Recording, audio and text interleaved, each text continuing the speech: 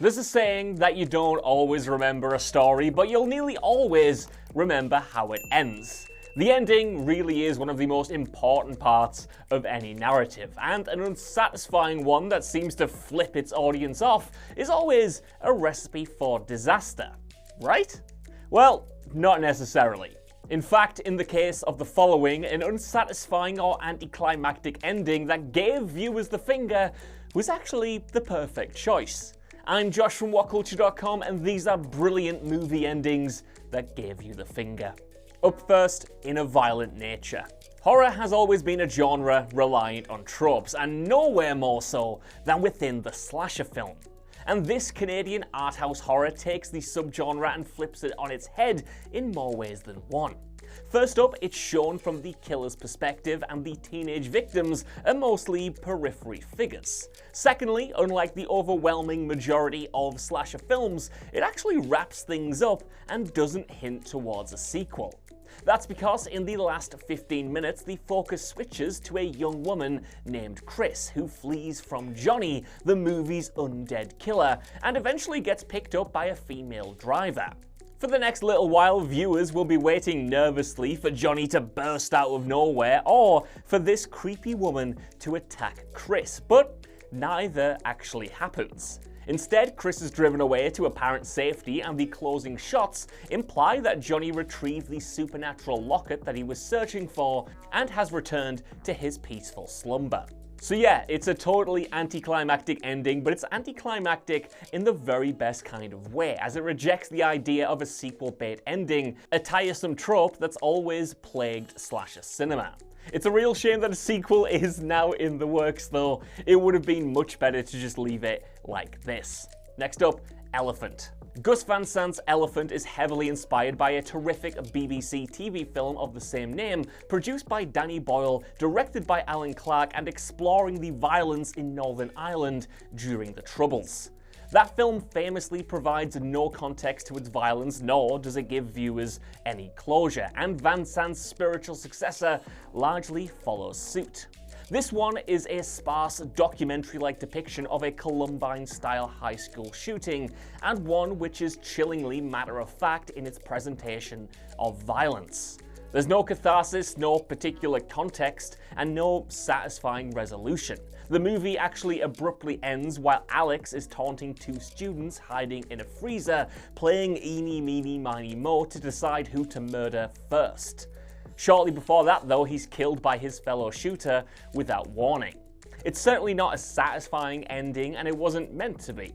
The abrupt cut to the credits was a smart way for the director to connote the senselessness of gun violence in modern-day America, as well as the lack of any end to the problem of school shootings. And over 20 years after Elephant's release, it's still as powerful and as relevant as ever.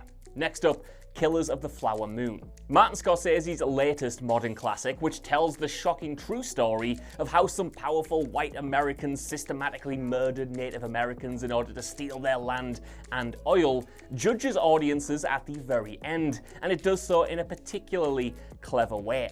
Once the film story properly concludes, we don't get the usual epilogue of title cards explaining what happened next. Instead, we get something far more haunting. After a final confrontation between Molly Burkhart and her husband Ernest, who has been complicit in the murders, the victims of which include members of Molly's own family, the film abruptly jumps ahead to a cheap 1950s radio show which conveys the aftermath of the murders in a flippant, sensationalized manner. Now, this was a smart way for Scorsese and co. to critique the public indifference to the crimes against the Osage tribe, as well as the inherent limitation that art like Killers, even with the best intentions, has when it comes to relaying the horror of what happened through an entertainment medium. After all, before this movie came out, it's likely that many had never even heard of these murders, which is pretty telling in and of itself. Scorsese hammered home this message as well by cameoing as one of the radio presenters, delivering a haunting eulogy to Molly, which reveals that once she died of natural causes, her obituaries made no mention of the murders. This is a strong contender for the best movie ending of Martin Scorsese's career, and that is really saying something. This guy knocks endings out of the park. Next up, Gone Baby Gone. Gone Baby Gone's smart tagline reads, "Everyone wants to know the truth until they find it." And viewers won't realise quite what that means until the movie's a miserable conclusion. Ben Affleck's fantastic directorial debut follows two private investigators, couple Patrick and Angie, who are looking for a missing girl. After a long and twisty investigation, they discover that the little girl was kidnapped by police captain Jack Doyle, but not out of malice.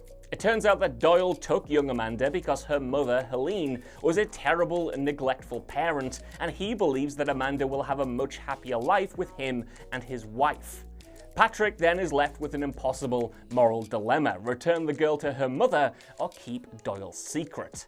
Ultimately, he does call the police though, and sadly, he later discovers that Helene's back to neglecting her daughter even after everything that happened. Angie disagrees with Patrick's decision so strongly that she breaks up with him, and Patrick is then left with the sobering realization that he's probably doomed this poor kid to a life of poverty.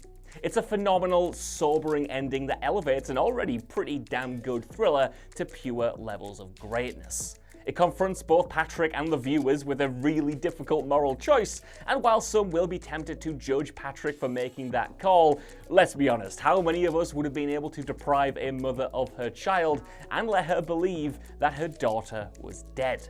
Next up, Speak No Evil 2022. Speak No Evil will not only horrify audiences with its ridiculously bleak climax, but it'll leave them feeling angry and frustrated by how avoidable this finale actually is. So much so that they might wonder if they actually liked the movie at all.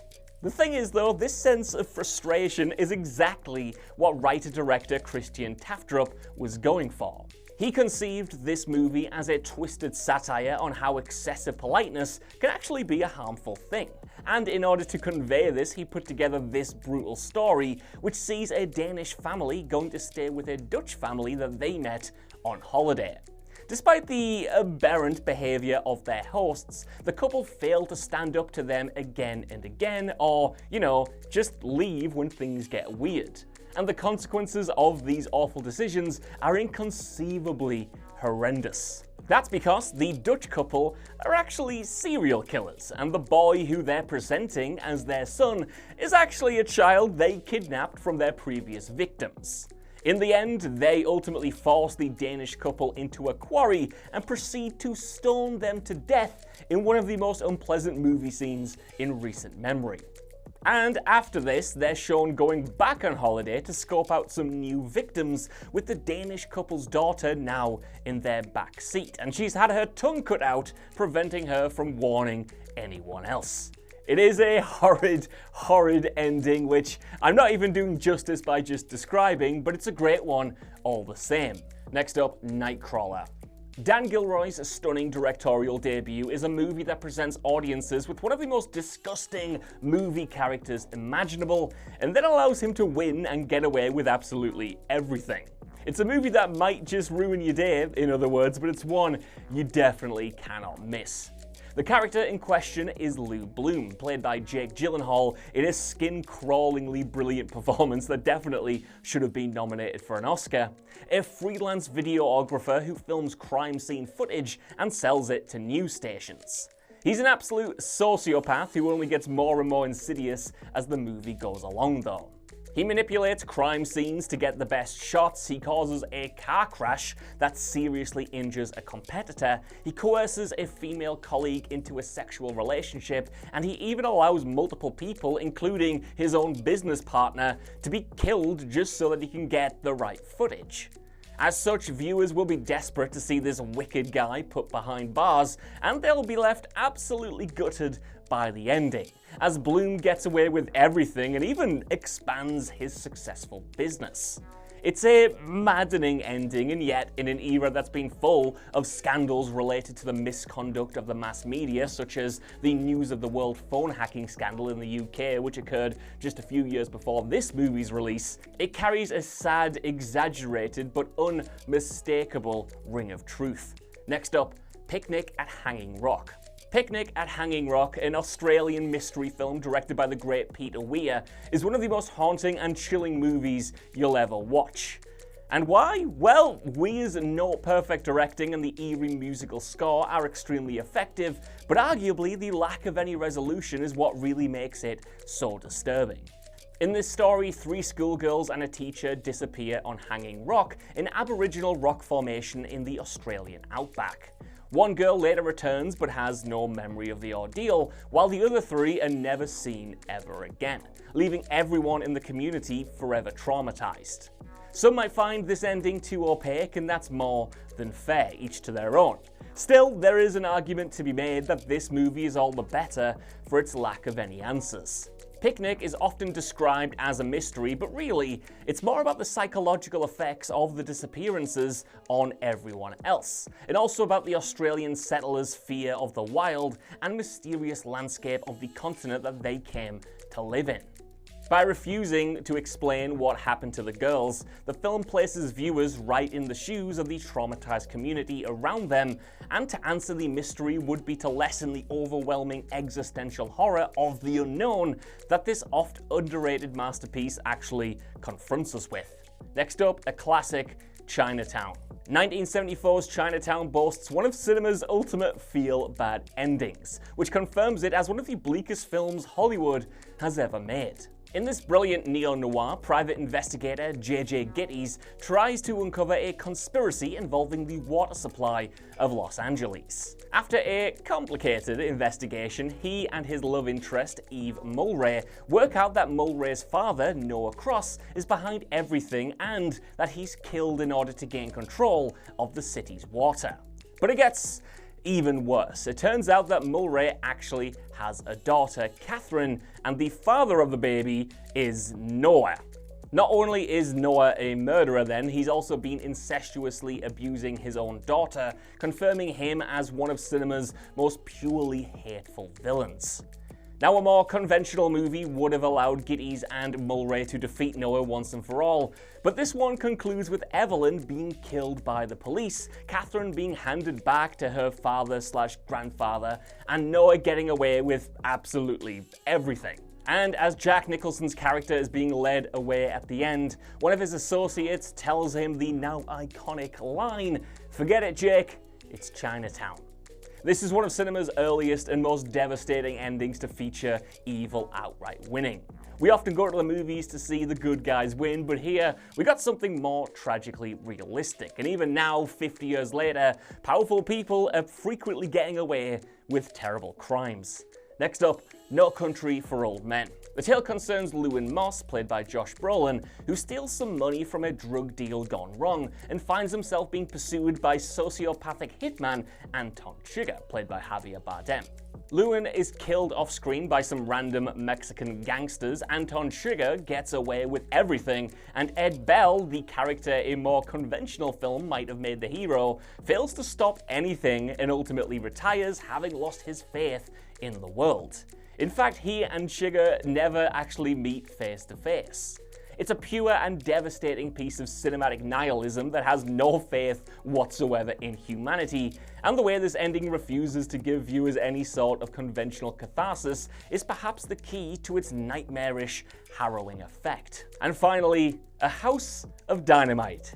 One of the most loathed movie endings of the last few years is actually kind of brilliant in its own way.